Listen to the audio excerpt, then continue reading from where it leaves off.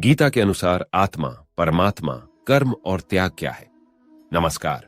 आइए गीता में बताए गए ये अनमोल पाठ सुनते हैं। आत्मा क्या है? इस संसार में दृश्यमान सभी कुछ नाशवान है।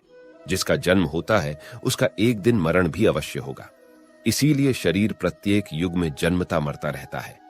यह समझकर ज्ञानी जन शरीर के संबंध में मोह नहीं करते, किंतु शरीर में विद्यमान आत्मा अजन्मा, अविनाशी, अक्षर, अव्यय और नित्य है। वह लाख उपाय करके भी नष्ट नहीं किया जा सकता। अर्थात भगवान श्री कृष्ण कहते हैं, अज्ञानी शरीर और आत्मा में भेद दृष्टि नहीं रख पाते, इसीलिए दुखी सुखी होते हैं। इसी भ्रम के कारण वे सत्कर्म और सद्धर्म से वंचित भी रह जाते हैं। जबकि किसी भी स्थिति में किसी बात का प्रभाव आत्मा पर नहीं पड़ता, वह पाप लिप्त भी नहीं होता। वह अचल सनातन नित्य एक रूप ही रहता है। इस तथ्य को जानने वाला आत्मस्थ मनुष्य मोह के कारण कर्तव्य मार्ग से विचलित नहीं होता। उसकी बुद्धि भी स्थिर और अडिग रहती है। निश्चल बुद्धि से किए गए अल्प साधन भी उत्तम फलदायी होते हैं। परमात्मा क्या है? लोक वेद में प्रसिद्ध पुरुषोत्तम ही परमात्मा है। वह स्वयं प्रकाश किसी से प्रकाशित नहीं होता, अपितु सूर्य, चंद्र, नक्षत्रादि उसी के प्रकाश से प्रकाशित होते हैं। अखिल ब्रह्मांड के कण कण में वह विद्यमान है।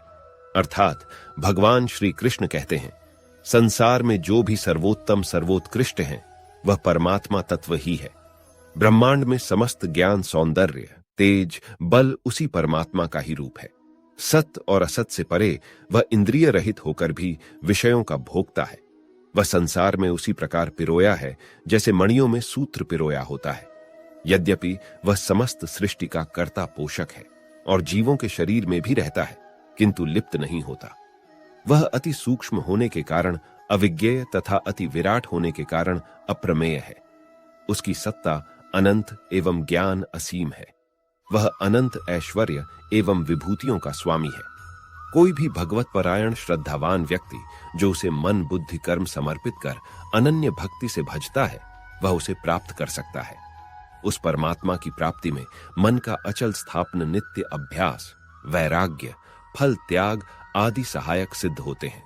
मन इंद्रियों को वश में रखने वाला दृढ़ निश्चयी, हर्षामर्ष, उद्वेग रहित, जो शीत उष्ण मानापमान सिद्धि असिद्धि को एक सदृश्य समझता है, वह आत्मतुष्ट योगी भगवत प्राप्ति में सफल होता है। दैवी संपत्ति संपन्न व्यक्ति सहज ही परमात्म तत्व का अधिकारी बन जाता है। कर्म क्या है? गीता स्वयं कर्म संहिता है। इसमें नियत, काम्य एवं निषिद्ध कर्मों के साथ कर्म अकर्म की भी विवेचना है। शास्त्र विहित यज्ञ, दान, तप आदि कर्म ज्ञानवान को पवित्र करते हैं, अतः करने योग्य होते हैं। पुत्र, कलत्र, धन, समृद्धि की कामना से किए गए कर्म काम्य कर्म कहलाते हैं। चोरी, झूठ, कपट, छल, हिंसा आदि स्वार्थ के लिए किए जाने वाले निषिद्ध कर्म दूषित होने से त्याज्य हैं। अर्थात श्री कृष्ण कहते हैं, कर्म त्याग मात्र से कोई सन्यासी योगी नहीं हो जाता, जब तक संकल्पों, कामनाओं का त्याग न हो। बाहर से मन को वश में करने का दिखावा करने वाले, किंतु अंदर से दूषित कामनाएं पालने वाले दंभी होते हैं। निरासक्त भाव से सभी कर्म परमेश्वर को अर्पण किए बिना मनुष्य कर्म बंधन से मुक्त नहीं हो पाता। ज्ञानी एक क्षण में कर्म फलों को त्याग देते हैं। कर्म त्यागने से कर्म करना सदैव श्रेष्ठ है। संसार चक्र संचालन के लिए परमात्मा को भी कार्य करना पड़ता है। कर्म में फलासक्ति से काम, क्रोध, मोह, लोभ आदि विकार उपजते हैं।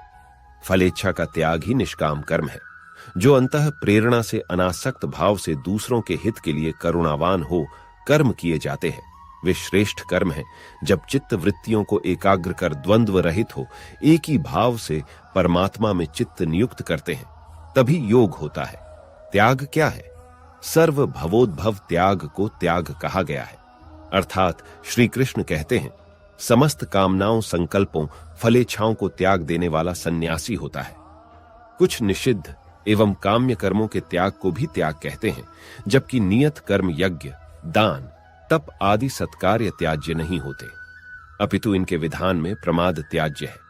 सामान्यतया आसक्ति, वासना, अहंभाव के त्याग को प्रमुख त्याग के रूप में स्वीकार किया गया है।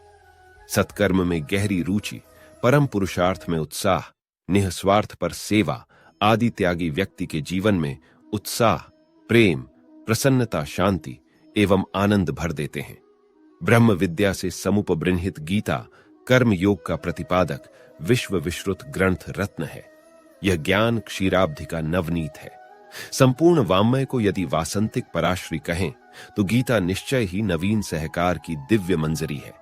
परमानंद की अनुभूति के लिए गीता ज्ञान, कर्म और भक्ति की त्रिवेणी संगम का नव्य प्रयाग है।